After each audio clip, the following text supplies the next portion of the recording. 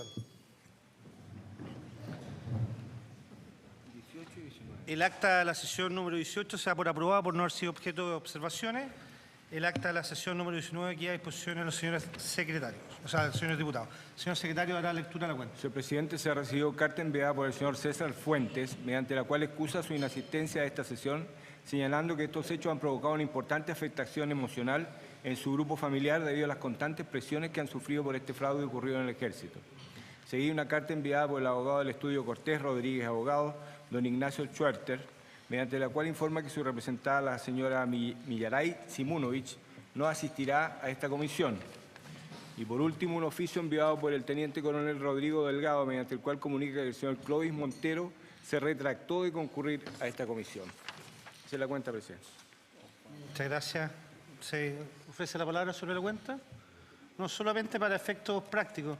Nosotros habíamos tenido la autorización del ministro en visita para que, Omar Astudillo, para que pudieran asistir las 6 personas que se encuentran en prisión a la comisión investigadora, y uno de los cuales había manifestado su intención de acudir, que era el coronel Clovis Montero, y lamentablemente la sesión, digamos, la semana pasada se excusó a través de esta carta que envió, oficio que envió el teniente coronel, que está a cargo, digamos, de la custodia de las personas que están en prisión. Y, por otro lado, también habíamos invitado a uno de los proveedores, el señor Fuentes Quintanilla, que es de la empresa Inversiones Capellán, y también se excusó, no había confirmado hasta el día jueves, y después mandó una carta de excusa. Así que quería explicar eso. Lo importante es que la comisión cumplió con su obligación de invitar a estas personas que no tenían obligación legal de asistir, pero por lo menos está cumplido el trámite y es responsabilidad de ellos si asisten o no asisten. Así que, dicho lo anterior, queremos agradecer la presencia del señor Óscar Landerreche Moreno, presidente del directorio de la Corporación Nacional del Cobre, Codelco, quien expondrá al tenor de la materia contenida en el mandato de esta comisión, y le acompañan los señores Alejandro Rivera, Hernán Sepúlveda y Juan José Toá. Y cuando se expone en alguna parte que pida el presidente, ustedes dan el nombre y su cargo para que quede registrado también en acta. Así que ofrezco la palabra inmediato al señor presidente de Codelco, haciendo claro hincapié, porque estas sesiones se graban, que Codelco no tiene nada que ver con el fraude en el Ejército, sino que más bien nuestra intención de invitarlo era en relación a las conclusiones que nosotros vamos a sacar de esta comisión investigadora, que vamos a empezar a redactar próximamente y que dice en relación con la ley reservada del cobre, con este 10% que son de las ventas de Codelco, y queríamos saber más bien la opinión respecto de ese mandato legal que existe y las consecuencias en la empresa. Bueno, muchas gracias por la invitación. Efectivamente, como vamos a ver, es un mecanismo relativamente externo a Codelco, pero me pareció que lo que podía ser útil era hacer una presentación de más o menos cómo opera, cuáles son los efectos que tiene, una cosa bastante como informativa para que tengan las cifras un poco también a la mano. Bueno, como todos saben, la ley 13.196 establece que el retorno en moneda extranjera de las ventas de cobre y sus productos de Codelco en el exterior está gravado con un 10%.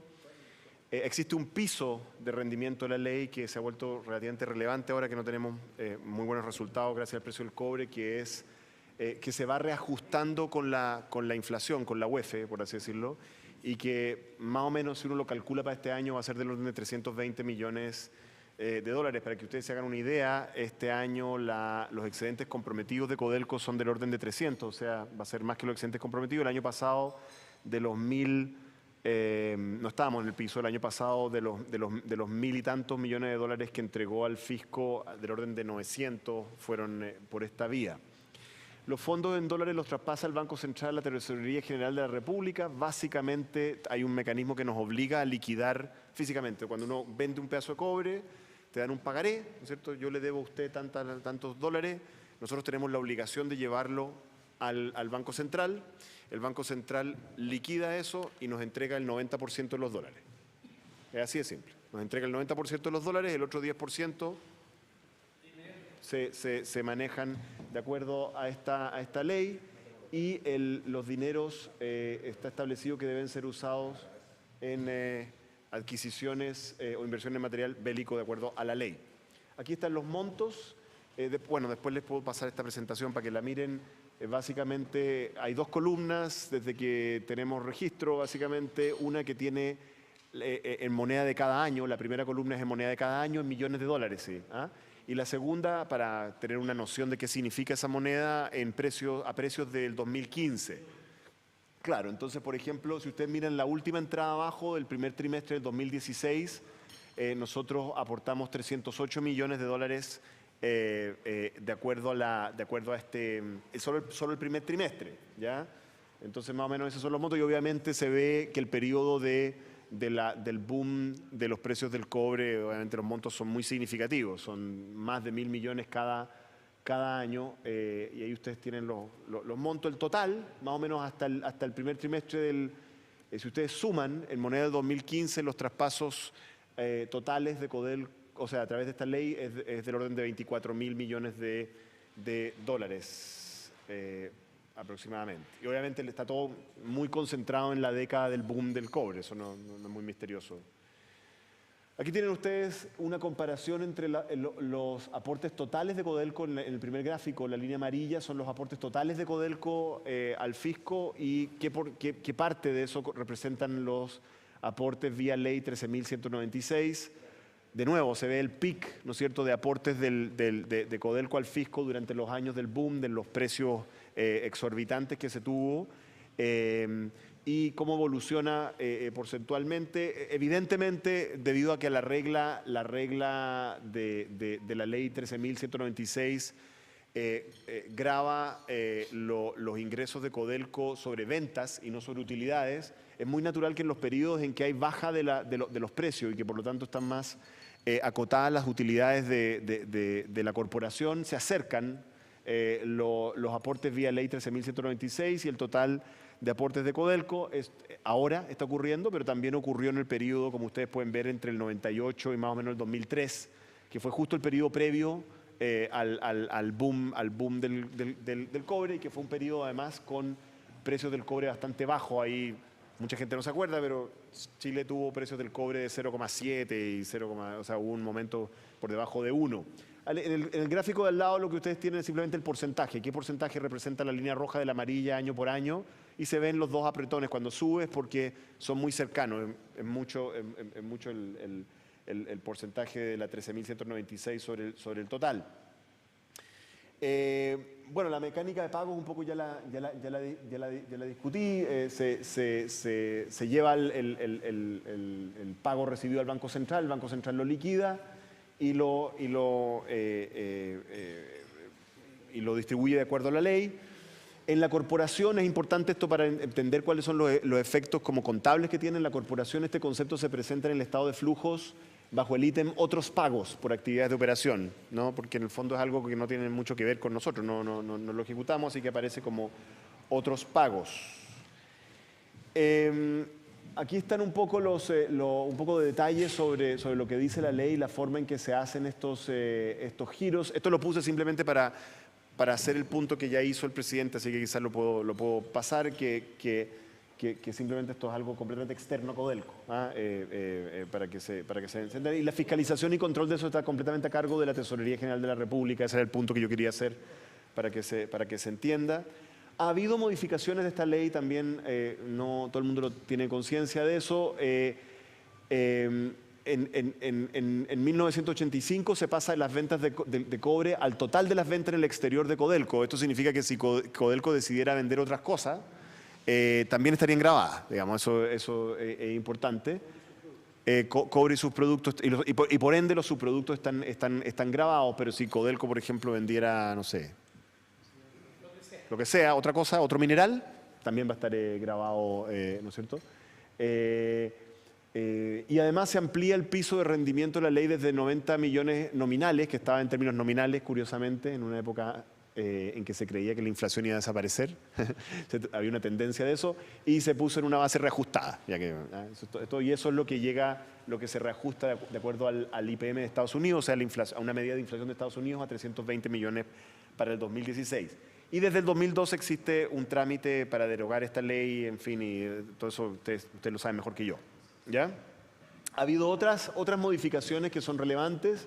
El año 2004 está el tema del Consudena, que es el que administra eso, y después cuando se elimina el Consudena, esto pasa a ser administrado por el Ministerio de Hacienda, ¿ya? Y ahí se produce la creación del Fondo de Contingencia Estratégica. Antes de eso no existía el Fondo de Contingencia Estratégica, y un poco lo que genera el tema que voy a discutir al final de esta presentación es que el Fondo de Contingencia Estratégica coincide con el boom de los precios del cobre. Por lo tanto, en el fondo es hasta cierto punto un resultado endógeno del hecho de que hay mucha plata. Hay más plata de la que se puede gastar, por lo tanto hay que guardarla, ¿no? Que un poco también lo tuvo que hacer el fisco con el Fondo de Estabilización Económico y Social.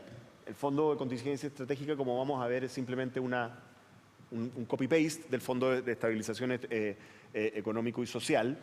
Y el Ministerio de Hacienda, tal como ocurre con sus otros fondos de estabilización, define directrices de inversión al Banco Central, y el Banco Central es el que actúa como agente para gestionar esa cartera de inversiones. ¿Cuál es el uso de los fondos? Bueno, lo que dice la ley es que estos deben ser manejados de acuerdo más o menos a los mismos criterios del Fondo de Estabilización Económico y Social. Nosotros no tenemos acceso al detalle de cómo se invierten, pero si uno mira el Fondo de Estabilización Económico y Social, se establece que deben estar invertidos un 100% fuera de Chile, 74% en letras del Tesoro y bonos soberanos, 15% en instrumentos bancarios, 3,5% en bonos indexados a inflación y 7,5% en acciones.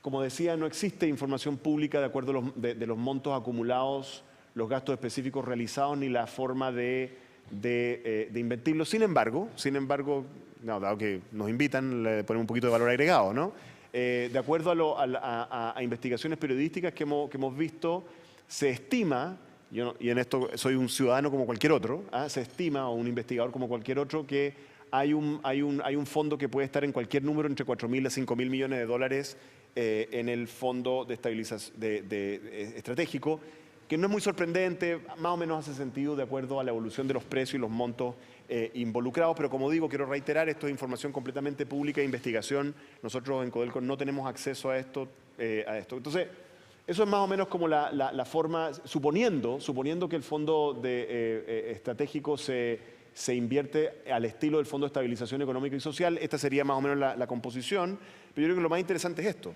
Estas son las rentabilidades del Fondo de Estabilización Económica y Social del fisco, del Ministerio de Hacienda. Como ustedes pueden ver, a medida que se han deteriorado la situación de los mercados de capitales internacionales durante los últimos años, la rentabilidad de ese fondo ha pasado a ser negativa. Ahora, esto es muy natural en un fondo que se mantiene en instrumentos líquidos, porque la idea es la liquidez, y hoy en día la liquidez tiene un costo.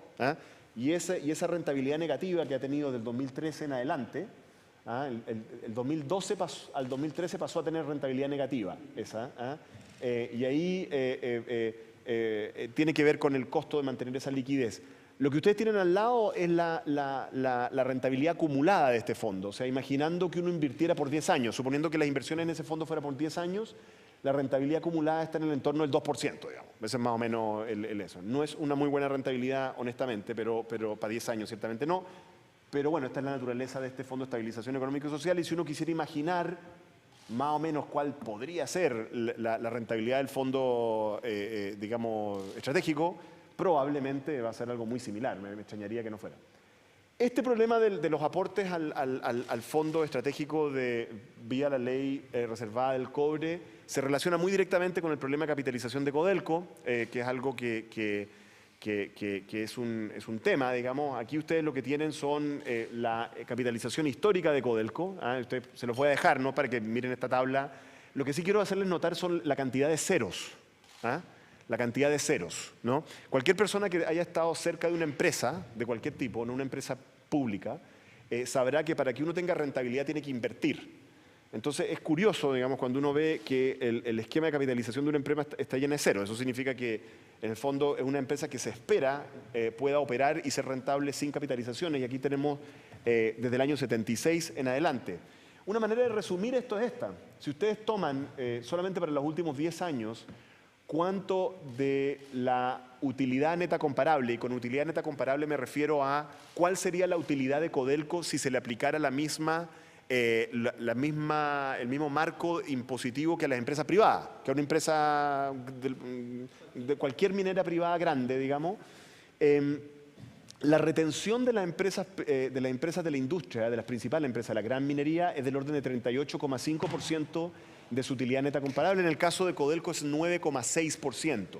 Es muy, muy poco. ¿Ah? Y ustedes pueden ahí comparar con las empresas líderes de la minería cuáles son el nivel de retención. O sea, nosotros estamos muy, muy bajo. De hecho, las únicas empresas que están por debajo son empresas que han tenido dificultades muy serias con su manejo financiero. Y la razón por la cual los mercados de capitales nos toleran esto respecto a nuestros bonos es porque se entiende que hay una garantía implícita del Estado detrás de esta falta de capitalización. Este es un gráfico que me gustaría aprovechar que están los señores diputados para explicarlo, para que quedara en su conocimiento. Miren, en la primera columna ustedes tienen la deuda de Codelco el año 2004. ¿Ya? El año 2004, o sea, al principio del boom del cobre, la deuda de Codelco era 3.700 millones de dólares. 3.700. Hoy en día la deuda de Codelco es del orden de 13.000 millones de dólares. ¿Ya? O sea, para que nos entendamos, durante los 10 años del boom del cobre, la deuda de Codelco aumentó en 10.000 millones de dólares. En los años más rentables, aumentó en 10.000 millones de dólares. Entonces uno tiene la obligación de preguntarse, ¿cómo es posible que eso ocurra? Bueno, si ustedes siguen, van a ver que en la segunda columna está la cifra efectiva de capitalización que ocurrió de Codelco durante los años 2005-2015, que es de 4.493 millones de dólares. Con esa capitalización igual llegamos a 13.000 millones de dólares. En la última columna, en la tercera columna ustedes bien dice retención otras empresas de la industria. Lo que hice ahí fue simular cuál sería la capitalización que habríamos recibido si el porcentaje de capitalización sobre utilidades comparables hubiera sido la misma que la industria, o sea, 39%, habríamos recibido una capitalización de 18.200 millones y nos habría sobrado plata. O sea, no solamente tendríamos deuda cero, sino que nos habrían sobrado 600 millones de dólares que podríamos haber usado en alguna cosa. ¿Ya? Si nos hubieran capitalizado en la mitad, o sea, en vez de 39%, nos hubieran capitalizado en 20%. Ojo lo que estoy diciendo, que se nos capitalice en la mitad del porcentaje que recibe la gran empresa privada internacional, 20%, tendríamos una deuda de 8.400 millones de dólares, que sería una deuda completamente manejable para Codelco hoy. Es más, la cifra de allá, 8.400. Y para tener deuda cero, ahora nos habría bastado con una retención de 38%. O sea, con 1% menos que lo que se capitaliza a las empresas privadas, Codelco tendría deuda cero. Ustedes se podrán imaginar la situación financiera y de oportunidades que podría tener esta empresa si es que tuviera deuda cero. No es el caso y estamos, por supuesto, trabajando para enfrentar la situación como es. Pero es importante ver este gráfico porque en el fondo este gráfico, y ojo que aquí estoy diciendo la capitalización solamente del periodo 2005-2015. Como les mostré en el gráfico anterior, la descapitalización de Codelco lleva décadas. Ya es transversal a todos los partidos políticos, es una cuestión completamente del Estado chileno respecto a su empresa. De Codelco se ha sacado demasiada plata. ¿Sí? De Codelco se ha sacado plata que nunca debió sacarse de Codelco. Y eso es lo que muestra este gráfico. Ahora, ¿cuáles son las normas de inversión del fondo? Si es que es cierto que el Fondo de Contingencia Estratégica tiene las mismas normas que el Fondo de Estabilización Económico y Social. Bueno, si es cierto eso, entonces está prohibido que el Fondo de Contingencia Estratégica invierta en Codelco, porque una solución a este problema podría ser que esa plata en exceso que se gastó se podría invertir en Codelco, ¿no es cierto? Eso es una pregunta que a mí me llega frecuentemente. ¿Y por qué no se invierte esa plata en Codelco? Dado que se sacó mucha, ¿por qué no se invierte? Bueno, está prohibido por ley. ¿Ya? Está prohibido por ley, no se le permite al Fondo de Estabilización Económico y Social invertir porque se tiene que invertir todo afuera de Chile. Ahora, hay una lógica técnica y prudencial detrás de este impedimento. O sea, en un estado de normalidad es una buena idea que los fondos de estabilización, cualquiera sea, de cualquier tipo, estén diversificados en contra del cobre, porque obviamente la economía nacional, los ingresos fiscales están dominados por el ciclo del cobre, entonces la idea es que tengamos una cuestión que se mueva de otra manera, al revés, ojalá esté bien cuando estamos mal, digamos, sería como la idea.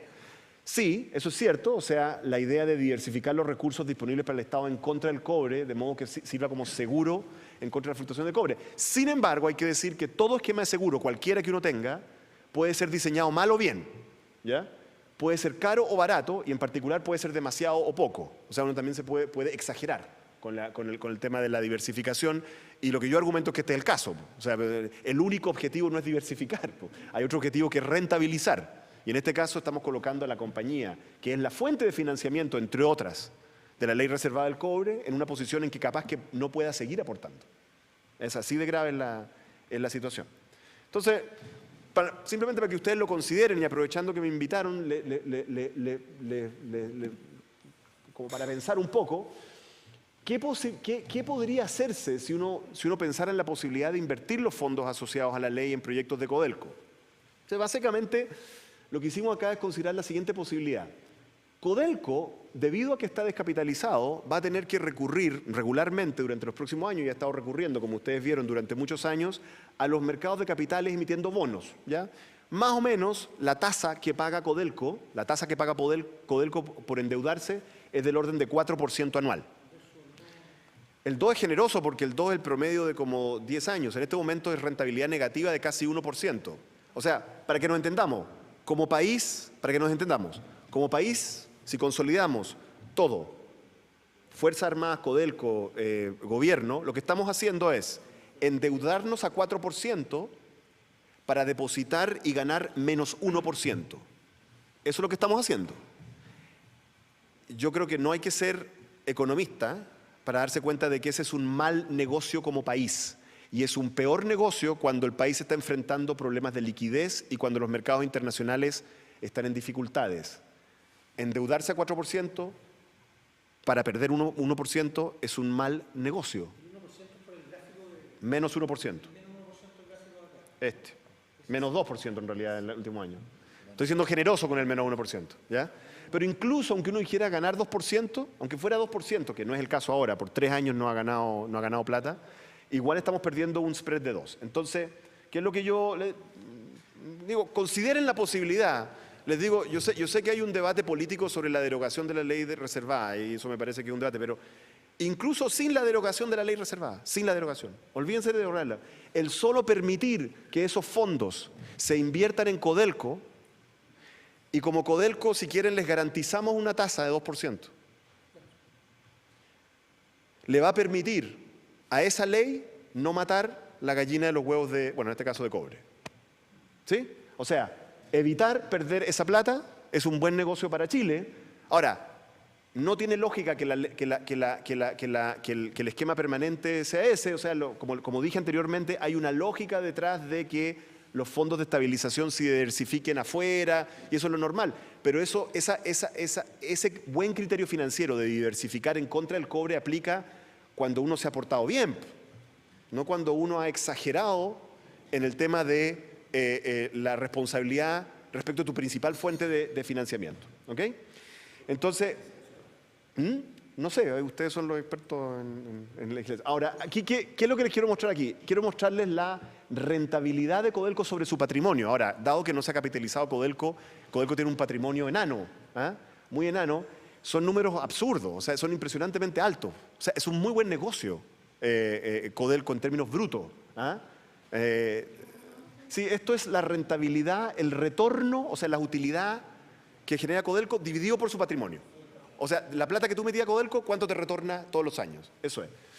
Y aquí está los excedentes, o sea, antes de impuestos, porque obviamente, como ustedes saben, Codelco traspasa todo al Estado. Lo que no traspasa por impuestos lo traspasa por dividendo. Y aquí está en utilidad neta comparable, o sea, si uno le aplicara los impuestos y se olvidara de ellos, si Codelco fuera una empresa privada, ¿ya? Ese sería el retorno. Quiero decirles de que son tasas altísimas, 8% de ROE, 11% de ROE. Bueno, hay unos años del boom que son 200%, es casi, no sé, bueno. ¿Cuánto una empresa privada de la misma área tiene? ¿Cuánto ROE? Pucha, hoy en día...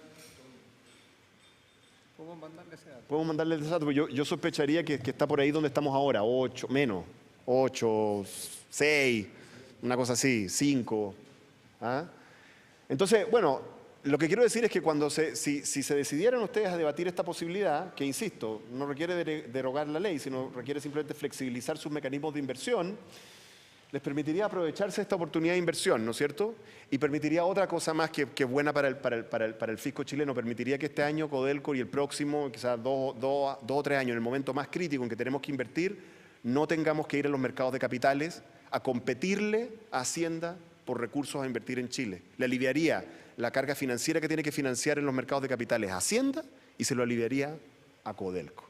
Desde mi perspectiva, dado que se ha descapitalizado la compañía, que se ha sacado demasiada plata, que se tiene guardada ganando, en realidad perdiendo tasas de interés, esta medida es una forma fácil de, no fácil, pero una forma que permitiría creativa de solucionar el problema de capitalización de Codelco y aliviarle la carga financiera al fisco. Aquí lo que ustedes tienen son las tasas internas de retorno de nuestros 3 proyectos estructurales emblemáticos, Chuquicamata Subterránea, Nuevo Nivel Mina y Traspaso. Las TIR se las puse considerando la inversión que se ha hecho y la TIR marginal, o sea, olvidándose, diciendo que las inversiones hechas ya son costo hundido, como no las puede recuperar. Son tasas elevadísimas. Cuando uno habla de una tasa interna de retorno ya superior a 10% es muy alto, cuando yo les digo 25% es casi absurdo. O sea, realmente, y piensen ustedes que la descapitalización de Codelco, si los precios empeoran, nos puede llevar a no hacer traspaso. No hacer traspaso Andina por temas de liquidez. Entonces vamos a tener plata depositada en un fondo que pierde plata, no vamos a tener capitalizada la empresa y no vamos a hacer un proyecto que retorna 25% anual. No tiene sentido desde el punto de vista de negocio. Ya el tema político se los dejo a ustedes. Desde el punto de vista de negocio no tiene sentido para el país. No tiene sentido. ¿Ok? Entonces, ¿qué es lo que, a modo de conclusión, posibles alternativas? Y no me voy a meter en el ámbito de decisión de los diputados, especialmente porque llegó Chile.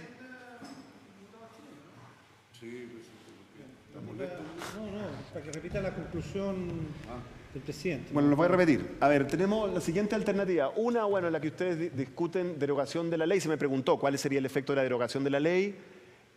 A modo de ilustración, la no vigencia de la ley el año pasado habría significado que después de impuestos la utilidad de Codelco habría sido 330 millones. Ahora, eso ya es un tema de cuentas fiscales, porque lo que no entra por una partida entra por otra. Así que, pero, ¿cuál es el efecto sobre Codelco? Ese es. La otra posibilidad, hay una posibilidad técnica que podría ser interesante, que es la primera.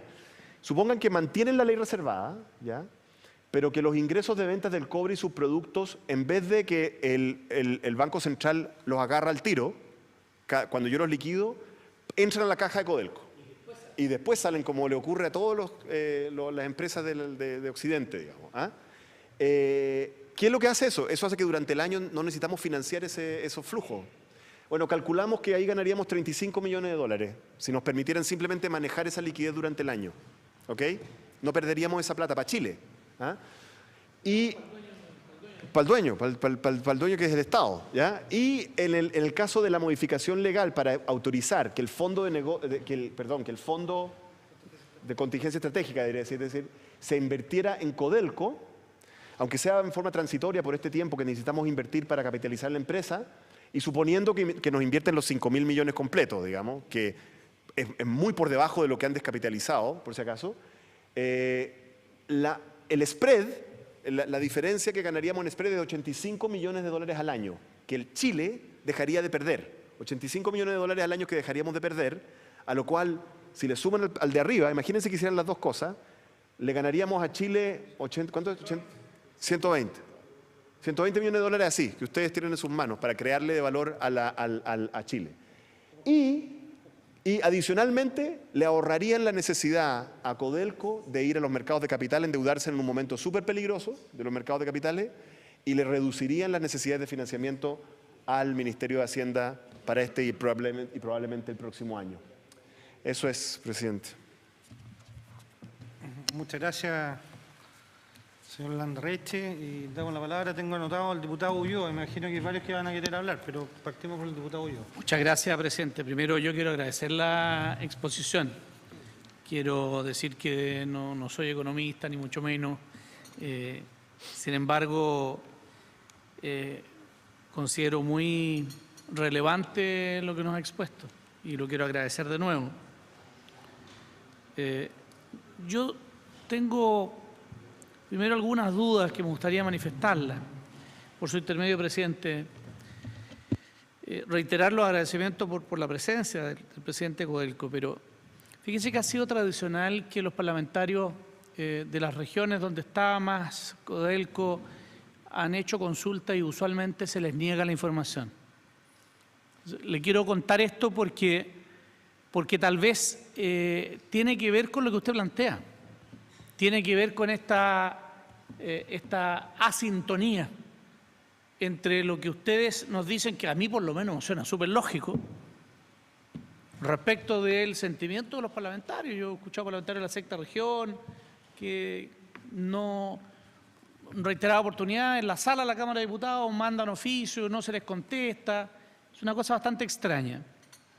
Y lo segundo es que, estando completamente de acuerdo dentro de mi más profunda ignorancia respecto de los temas económicos en materia de capitalización, como lo ha señalado usted, suena súper lógico, pero también me gustaría saber si efectivamente podría ayudar a la capitalización el hecho de tener una conducta con sus trabajadores un poco más acorde a la realidad del país, porque se ve como muy ajena, se ve muy, perdón la expresión, muy disparada respecto del resto. Entonces, yo sinceramente, producto de lo que usted está diciendo, me encantaría que mi colega Schilling, yo creo que lo escuchó lo último, pero me interesaría que se debatiera entre los que saben estos temas, la gente de Hacienda, porque efectivamente siento que si es tan fácil pensar que 30 y tantos millones de dólares se van a dejar de ir, ¿verdad? Se van a dejar de perder por el solo hecho de que, en vez de que saquen el 10% de inmediato al central, que ellos como empresa lo entreguen. Yo digo, no hay por dónde perderse. No sé por qué no se puede hacer. Y por otro lado, con estos 85 millones, ¿verdad?, respecto de cómo reinvertir, sí que se puede reinvertir en ustedes, a mí me parecen cosas que suenan lógicas. No entiendo, no creo que sean todos tan lesos los que manejan la economía van a darse cuenta de esto. Y me interesaría de verdad que el tema se pudiera discutir. Pero le quiero dejar siempre estos dos temas que yo planteé. Este oscurantismo, ¿no? Esta zona gris, esta zona en que Codelco se siente dueño de la pelota y contesta o no contesta. No me parece bien.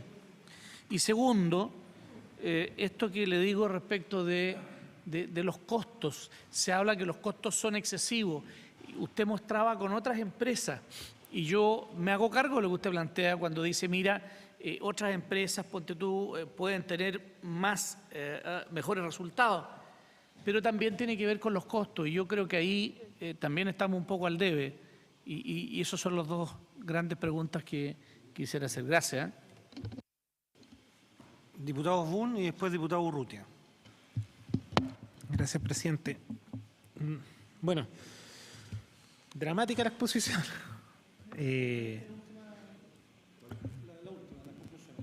Creo que bastante dramática la exposición. Es poco lo que uno puede decir. La verdad que creo que esto demuestra un poco la falta de políticas públicas como Estado en su conjunto en distintas materias, no solo desde el punto de vista social, económico, sino en este caso que tiene que ver con una de las entradas principales que tiene nuestro país. Pero entiendo perfecto lo que no ha planteado, pero comparto lo que dice el diputado Ulloa en relación al tema de cómo se ha administrado también Codelco. Hoy día hay problemas legales, hay una ley que yo creo que efectivamente está obsoleta a los tiempos que estamos viviendo, hay que hacer cambios, pero por otro lado tiene que ver también con que, y a lo mejor no buscando responsabilidades de hoy día, si estas responsabilidades, usted mismo lo plantea, que viene de muchos años atrás y por lo tanto de distintos tipos de administraciones, de un lado, del otro lado, de un color político, no. Pero parece que para el Estado es muy fácil gastar la plata que no es de ella, no es propia. Y siempre somos más dadivosos de lo que realmente tenemos que ser o de la responsabilidad con la cual tenemos que actuar. Pero entendiendo y haciendo un reproche a la administración en su conjunto como Estado, insisto, no como gobierno, como Estado en su conjunto, en relación a cómo se ha manejado Codelco, una pregunta puntual que yo creo que para nosotros es muy importante para la comisión. ¿Qué proponen ustedes? Y no solo como empresa, sino también me gustaría saber su opinión como economista. ¿Proponen ustedes como una alternativa de financiamiento en relación a la ley reservada al cobre y el financiamiento de las Fuerzas Armadas? Creo que es importante también saber la opinión desde un punto de vista como un actor que tiene que hacer cumplir la ley, pero por otro lado también desde el punto de vista economicista, ¿qué opinión tienes tú y qué planteamiento harías o modificaciones crees que sería la razonable? Eso, presidente. El presidente se desdoble con nuestro presidente de la Cámara de Diputados, ¿no? ¿Usted quiere que se desdoble el presidente? ¿No tiene problema? Ya.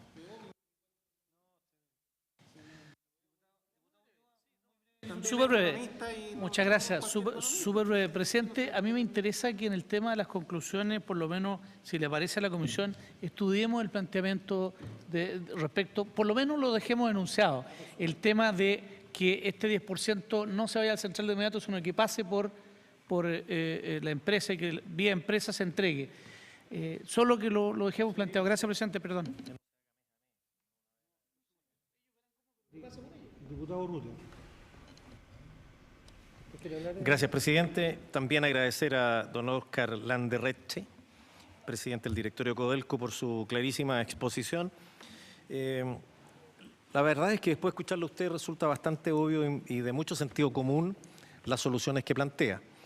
La pregunta de fondo es, ¿por qué el gobierno, que es el principal legislador, por qué el ministro de Hacienda, que está pidiendo una capitalización para TVN de 100 millones de dólares, que le podrían haber costado cero, si hubiera tomado estas dos medidas que usted está proponiendo? Pues de la última lámina yo concluyo que hay dos medidas que nos podríamos ahorrar 120 millones de dólares. Está pidiendo una capitalización de 100 millones de dólares para Televisión Nacional para financiar el canal cultural. Y esto que me parece mucho más urgente, que es mucho más prioritario, que es de sentido común, que es obvio como usted lo ha planteado, el gobierno, que es el principal legislador, porque además los parlamentarios no tenemos facultades en estas materias. Nosotros no podríamos presentar una moción parlamentaria. A mí me hace mucho sentido, me encantaría poder presentarla, pero no tengo facultades para poder hacerlo. Es el gobierno, a través de su Ministerio de Hacienda, quien debería elaborar un proyecto de ley para poder abordar estos dos temas que parecen muy razonables. Así que la pregunta concreta es esa: si ustedes lo han conversado con el ministro de Hacienda, si se ha conversado este tema con el gobierno. Me parece que es muy necesario y cuanto antes se haga mejor. Gracias, presidente. Muchas gracias. Solo señalar que el próximo lunes va a poder hacer la misma pregunta al ministro de Hacienda.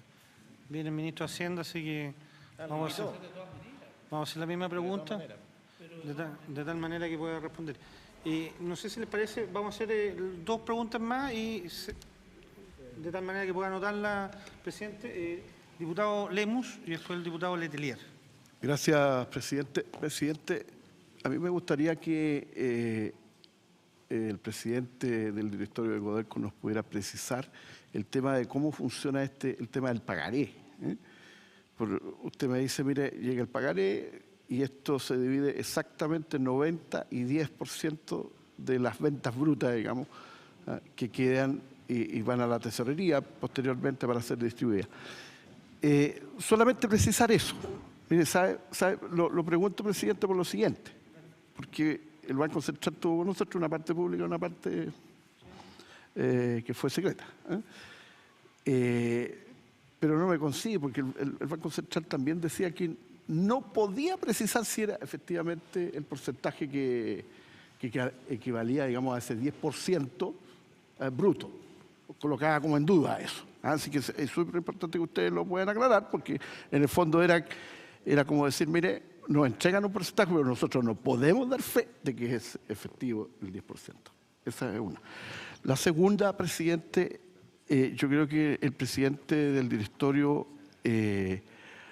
ha reflejado muy bien, digamos, lo difícil que es que Codelco, en condiciones, sobre todo en condiciones complicadas como esta, donde prácticamente todo lo que genera como excedente van a cubrir, digamos, una ley que es obligatoria, ¿eh?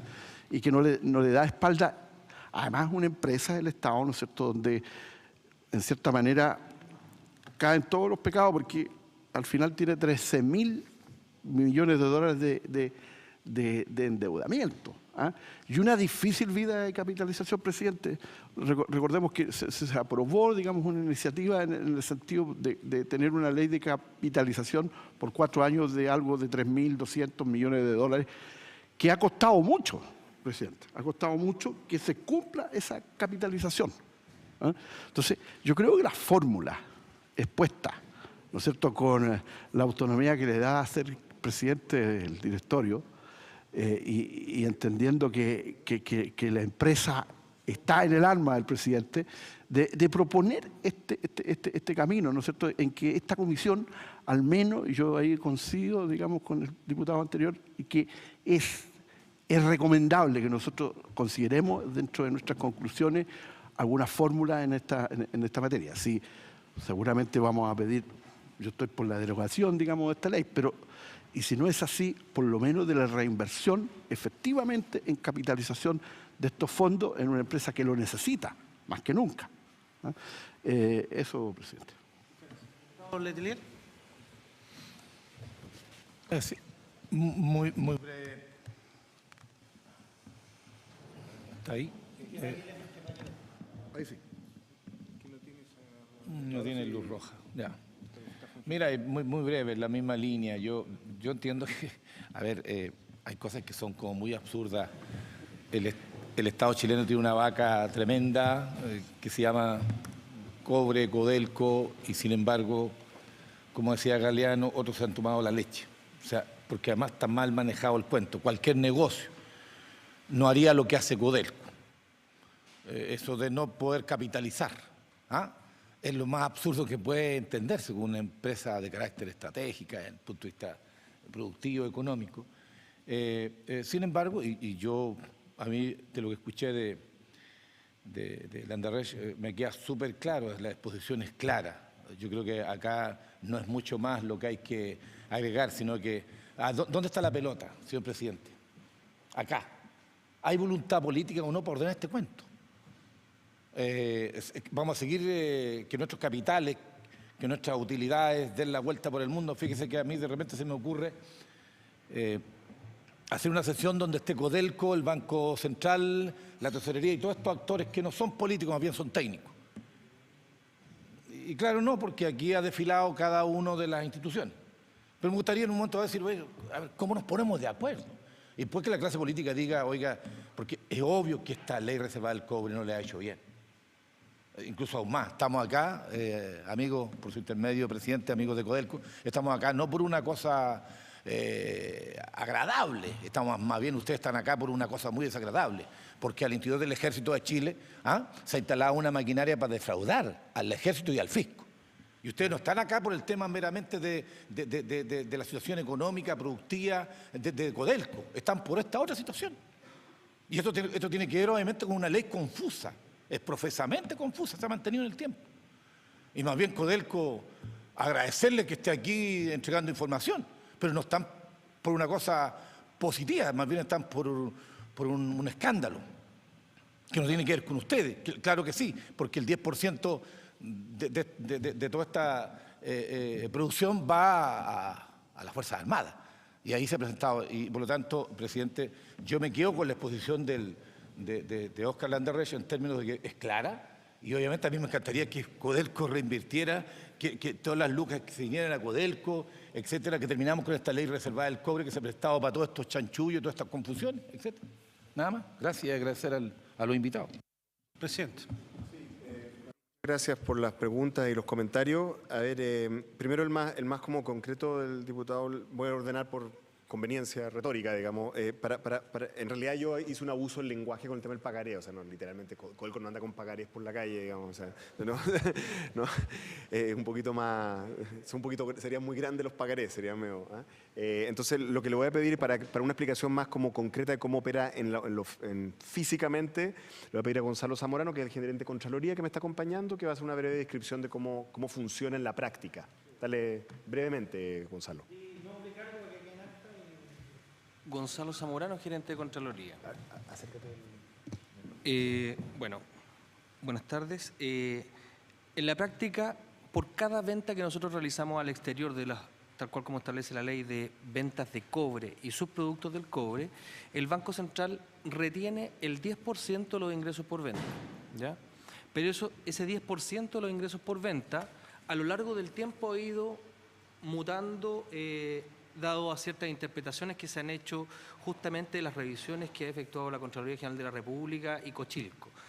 ¿Por qué mutando? Porque esa venta también tienen que deducirse ciertos gastos que son necesarios para producir esa venta, gastos específicos asociados a la venta.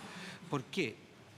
Las ventas se realizan bajo una condición CIF y las retenciones se realizan en función de una condición FOB. Por lo tanto, hay que reducir una serie de gastos que están considerados para efectuar la venta. Dentro de eso, a partir del año 2007, empezamos a rebajar, por ejemplo, todo lo que correspondía a las coberturas de cobertura de precio, por ejemplo, mercados futuros. Entonces, hay ciertos conceptos de gastos que hacen que el rendimiento no sea específicamente del 10% asociado a una factura de venta, sino que es en torno a un 6-8%. Eso es principalmente. Así funciona. Claro. Tiene un pequeño ahí ajuste. Sí. Claro. Sí. Claro, pero un número grande es básicamente eso. Lo otro que haciéndome cargo un poco de lo que se me preguntaba respecto de solo para clarificar lo que yo propongo. Lo que yo propongo es que se autorice ese fondo en forma transitoria, ojo, en forma transitoria, porque yo creo que permanentemente no debiera invertirse en Chile ese fondo ni ningún otro fondo de estabilización fiscal. En forma transitoria, debido a la situación de capitalización de la compañía y a la situación fiscal de Chile, en forma transitoria se le permitiera a ese fondo invertir en Codelco, que se podría hacer en una forma de deuda subordinada, que significa... podría ser un depósito por los próximos 5 años, una cosa así, ¿me entiendes? 10, no tengo idea, habría que verlo. Pero el punto crítico de financiamiento de Codelco, cuando tenemos que invertir para producir y estamos descapitalizados, ocurre entre ahora y el 2021 más o menos, ¿ya?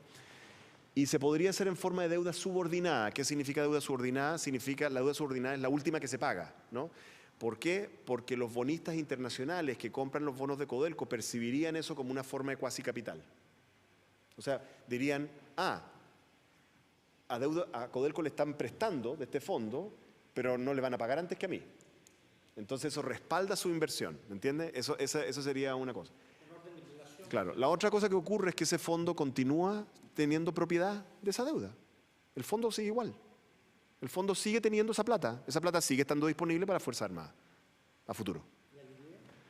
Es menos líquido, es cierto. Ese es el costo que estamos asumiendo, pero esa liquidez que se pierde y el hecho de que además lo correlacionamos con el precio del cobre, lo que no es deseable normalmente, es el precio que tenemos que pagar por haber sacado demasiada plata de Codelco antes.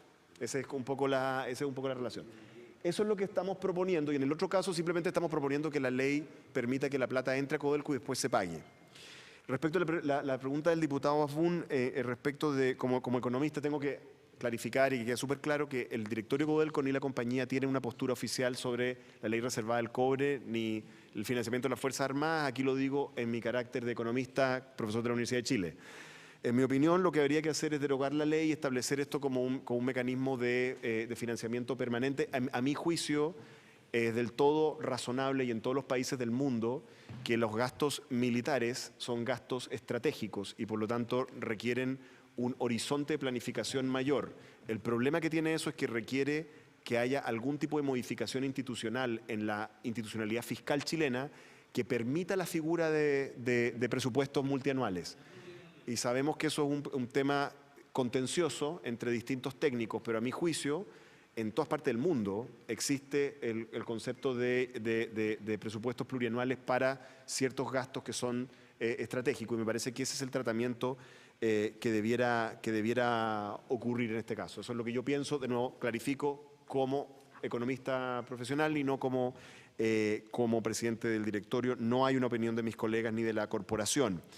Las preguntas que me hace el diputado Ulloa, efectivamente ha habido una gran cantidad de consultas de información hacia Codelco. Nosotros hemos tratado de tener una política lo más transparente posible, pero tengo que decirle también con mucha franqueza que ha habido algunas consultas que requieren un volumen de información que hace extremadamente difícil, responder. En una ocasión, hace un par de años atrás, respondimos uno de los oficios que pedía mucha información, no tanta como la que piden otros, o sea, un número acotado de contratos, y lo que nos pasó es que tuvimos que, aquí la oficina del secretario general tuvo que contratar abogados para que revisáramos contrato por contrato, para asegurarnos que no estuviéramos pasando a llevar la ley ni exponiendo a la corporación a demandas, porque esos contratos tuvieran, por ejemplo, cláusulas de confidencialidad, o sea, que no pudiéramos revelar los costos de nuestras contrapartes. Yo creo que es muy probable que tengamos que, y si es del ánimo de la Cámara de Diputados, siempre lo he dicho, establecer algún mecanismo más, por así decirlo, más expedito, que permita que los señores diputados hagan las consultas sin que nosotros pasemos por esto de revisar todos los contratos de 10 años. ¿Te fijas? O sea, porque eso obviamente no va a ser posible, nunca. Una vez hice una cuantificación de la cantidad de información que era una cantidad absurda de información. Entonces, efectivamente tenemos un problema, pero yo creo que lo podemos abordar. Y el tema de la productividad de los trabajadores de Codelco es un desafío. Yo creo que la administración actual de Nelson Pizarro ha hecho una tremenda labor reduciendo costos, aumentando la productividad. Tenemos a la corporación el año pasado con un nivel de producción récord, con una reducción en la cantidad de trabajadores, tanto propios como contratistas, y con reducción de costos bastante importante, pero hay que reconocer que durante los años del boom minero, efectivamente es cierto que los costos de la minería toda y también de Codelco explotaron, y eso hay que ajustarlo. No sé si se me quedó en el tintero. Usted me dice por las consultas del gobierno, efectivamente, tengo que ser muy franco. Yo me metí al tema por ustedes, digamos, porque ustedes nos pidieron que asistiéramos y por eso me estudié y me puse a pensar un poco sobre esto y se me ocurrió esta solución. Y por cierto que se la mandé a mis mandantes en el gobierno y lo tienen en su posesión esta misma propuesta, pero no la tenía antes, con mucha sinceridad.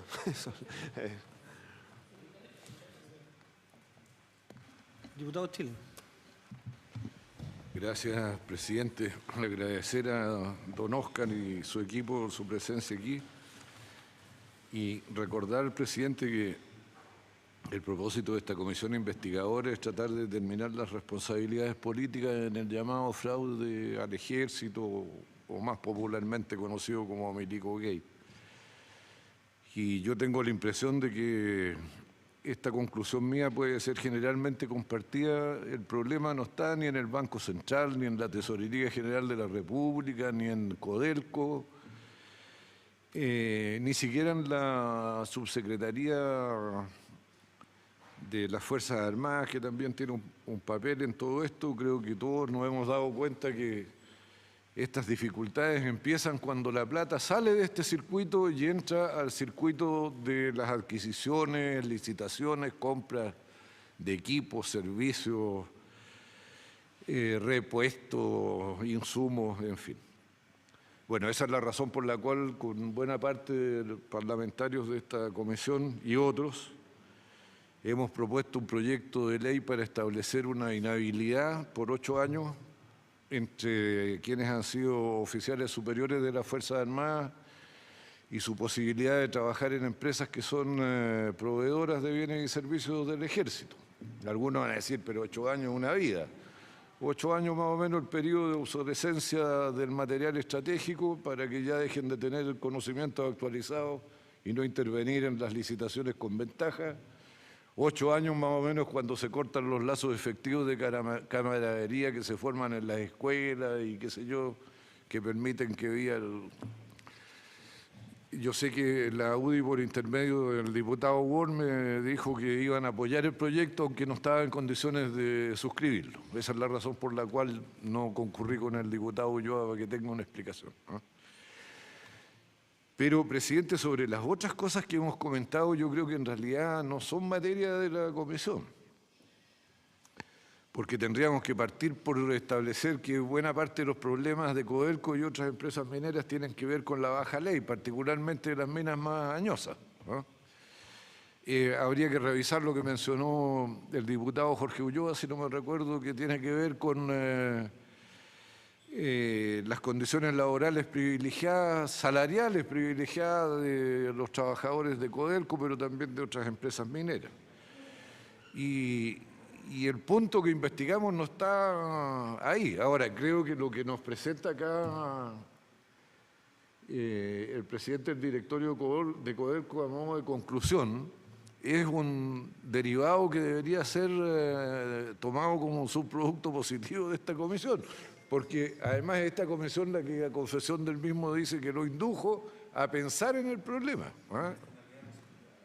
Sí, así que yo sugeriría que no desaprovechemos esto. Pero si esto llega a convencernos, señor presidente, como una buena solución para el problema que se debate todavía ahí, bueno, se debate de una manera de decir en el Senado sobre el cambio de la ley reservada del cobre,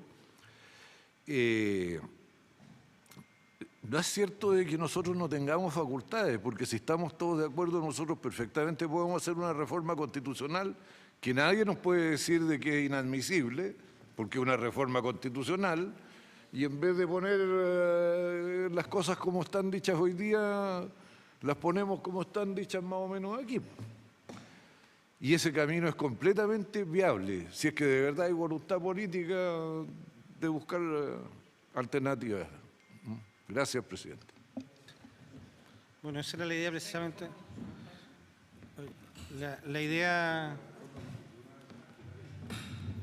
diputado Chilin, precisamente la idea de la invitación al presidente Codelco, y lo dejamos claro al principio de la exposición, que nada tiene que ver con el fraude que nosotros investigamos, más bien tenía que ver con las conclusiones, y la verdad es que esta última lámina va a ser bien analizada y, como pidieron algunos diputados, considerada dentro de nuestras conclusiones, porque nuestras conclusiones tienen que ir no solamente con el diagnóstico de la falta de control que existió en la organización y que produjo esto, sino que también el medio ambiente o las condiciones que establecen este sistema de financiamiento, y claramente va por el lado de las conclusiones, las propuestas que usted ha hecho, y que entiendo que por lo menos la segunda parte son a título particular y que no comprometen lógicamente a Codelco, pero sí estos dos ejemplos y dos alternativas nos plantean un punto sobre lo que ya hemos discutido con Tesorería, con el Banco Central, y que vamos a discutir también con el Ministro de Hacienda el próximo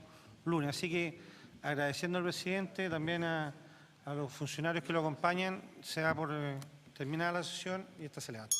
Muchas gracias.